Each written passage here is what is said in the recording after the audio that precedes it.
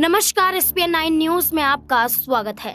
इस वक्त की बड़ी खबर एक बार फिर से पहलवानों को लेकर सामने आ रही है। पहलवानों का मुद्दा एक बार फिर से सुर्खियों में बनता हुआ नजर आ रहा है। वो पहलवान जिन्होंने बृजभूषण शरण सिंह के खिलाफ यौन शोषण के आरोप लगाते हुए कई बार धरना प्रदर्शन किया, लेकिन जीत हासिल ना हो सकी। अब ऐसे में भारतीय कुश्ती महासंघ के अध्यक्ष पद पर बृजभूषण शरण सिंह के करीबी के यहाँ पर पद लेने के बाद, यानी कि संजय सिंह बृजभूषण के करीबी होते हैं, वो अध्यक्ष बन जाते हैं। उसके बाद पहलवानों का गुस्सा साफ तौर पर जाहिर होता हुआ नजर आता है। इसी बीच में देखा गया कि एक प्रेस कॉन्फ्रेंस के दौरान बजरंग पुनिया, साक्षी मलिक और विनेश फोगाट मौजूद थे। साक्षी मलिक ने प्रेस कॉन्फ्रेंस में ही ये कह दिया था कि वो कुश्ती से संन्यास ले रही हैं, अब वो कुश्ती छोड़ रही हैं। अब ऐसे में आपको बता दें कि जहां साक्षी मलिक ने यह ऐलान किया, तो वहीं बजरंग पुनिया ने भी एक बड़ा कदम उठाया।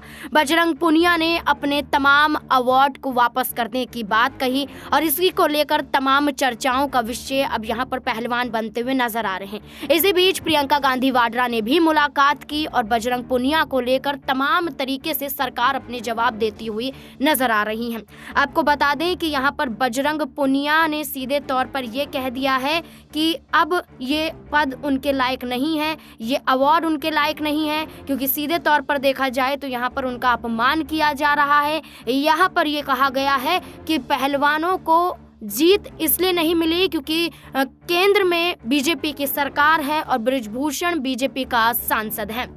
बजरंग पुनिया ने जो बड़ा ऐलान किया है, उन्होंने कहा कि प्रधानमंत्री नरेंद्र मोदी को यहाँ पर वो सीधे तौर पर अपना सम्मान लौटाते हुए नजर आए और उन्होंने नरेंद्र मोदी को खुला पत्र लिखते हुए कहा कि वो अपने पद्मश्री लौटा रहे हैं। इसके अलावा विनेश फोगाट ने वरदान मांगूंगा नहीं कविता शेयर की। बजरंग पुनिया ने पीएम मोदी को लेटर लिखते हुए कहा कि आपको पता होगा कि इसी साल जनवरी महीने में देश की महिला पहलवानों ने कुश्ती संघ पर काबिज बृजभूषण शरण सिंह पर यौन शोषण के गंभीर आरोप लगाए थे।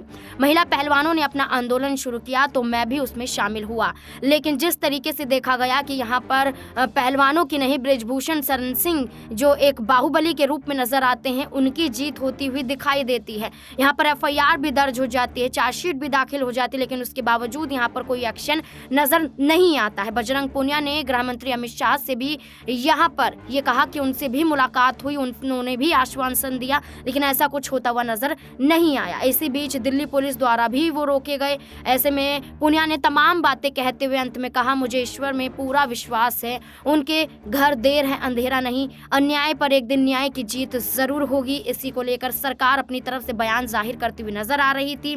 आपको बता दें कि यहाँ पर केंद्र के कई मंत्रियों का ये कहना था कि ये तो उनका निजी फैसला है, इसमें हम यहाँ पर क्या कर सकते हैं। इन्होंने सीधे तौर पर आपको बता दें कि अनुराग ठाकुर, केंद्रीय खेल मंत्रालय की तरफ से ये कहा गया कि उनका निजी फैसला है, दोबारा विचार करने के लिए समझाने का प्रयास किया जाएगा। अब देखना होगा कि इस मुद्दे पर क्या कुछ अब नया मोड़ आता हुआ नजर आता है।